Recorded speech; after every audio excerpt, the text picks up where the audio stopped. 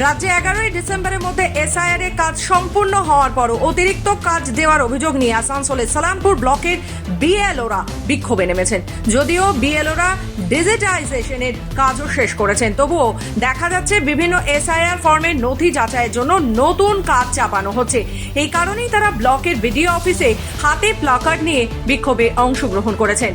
বিএলওরা অভিযোগ করেছেন তারা 11ই ডিসেম্বরের মধ্যে নির্ধারিত সমস্ত কাজ সম্পন্ন করেছে।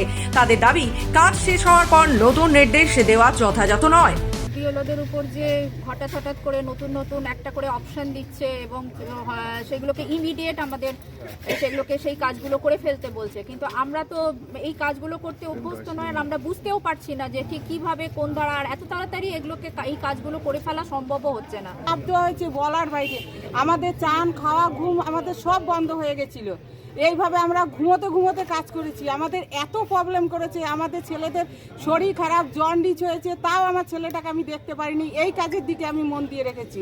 তারপরেও কাজ জমা দেওয়ার পরেও আবার কতগুলো আবার নতুন করে এখন আবার ওগুলো এসছে। বলুন তো অ্যাপে এইরকম আপডেট আসছে যে আবার ওগুলোকে ভেরিফাই করতে হবে। বলুন তো আমাদের উপরে এইরকম প্রেশার দেওয়া ঠিক হচ্ছে না, আমরা মানসিকভাবে অত্যাচার হচ্ছি।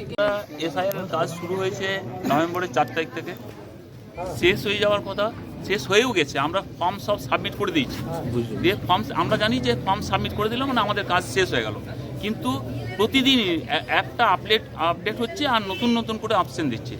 অন্যদিকে সালামপুর ব্লকের বিডিও দেবাঞ্জন বিশ্বাস বলেছেন, বিএলওরা এখনো পর্যন্ত বিক্ষোভে আছে, ওনারা এখনো আমার কাছে আসেননি, আমাদের দাবি দেওয়া জানাননি। ওনারা জানালে আমরা স্পষ্ট। যেমন আমরা যে কাজ করেছি সেটা হলো অ্যাজ পার ইসিআই গাইডলাইন করেছি।